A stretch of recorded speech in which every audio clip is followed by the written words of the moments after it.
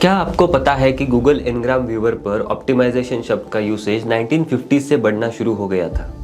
लेकिन ऐसा क्यों हुआ? ये हुआ सिर्फ एक जीनियस की वजह से, जिन्होंने स्टॉक मार्केट को एक नई सोच दे दी। 1950s में स्टॉक मार्केट में सभी लोग सिर्फ एक चीज देख रहे थे, हाई रिटर्न्स। मगर रिस्क को कैसे मैनेज करें, यह किसी ने नहीं सोचा था। सब लोग अपना पैसा सिर्फ एक जगह पे लगा रहे थे, थिंकिंग रिटर्न्स इज एवरीथिंग। लेकिन एक इंसान था जिसने ये सोच बदल दी। उसने ये समझाया कि अगर आप अपना पैसा अलग अलग एसेट्स में बांट कर रखें तो आप अपना रिस्क भी ऑप्टिमाइज कर सकते हो, बिना रिटर्न्स को सैक्रिफाइस किए। एक एग्जांपल से समझते हैं। अब मान लो रिस्क को हम एक्स एक्सिस पर रखते हैं और रिटर्न्स को वाई एक्सिस पर रखते हैं। यहाँ पे दो पोर्टफोलियोज लेते हैं, पोर्टफोलियो ए और पोर्टफोलियो बी।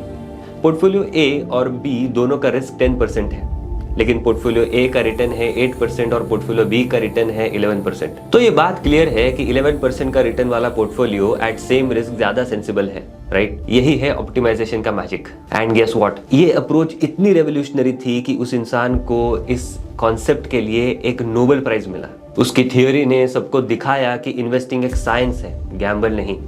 उसने रिस्क और रिटर्न के बीच एक परफेक्ट बैलेंस बनाया, और इस थ्योरी की वजह से ही ऑप्टिमाइजेशन वर्ड का यूसेज इतना ज्यादा बढ़ गया, जो हमने गूगल एनग्राम पर पहले ही देख लिया है। तो आज के दिन जब आप अपने पोर्टफोलियो को ऑप्टिमाइज कर रहे हो, याद रखना ये सिर्फ एक जीनियस की वजह से पॉसिबल हुआ है, और उस इंसान का नाम है हैरी मार्कोविट्ज। उसकी थ्योरी ने हम सबको सिखाया कि पोर्टफोलियो डाइवर्सिफिकेशन सिर्फ रिस्क को कम नहीं करता, बल्कि रिटर्न्स को भी ऑप्टिमाइज करने में मदद करता है। तो आई होप आप जब भी इन्वेस्ट करोगे तो इस कॉन्सेप्ट का यूज जरूर करोगे।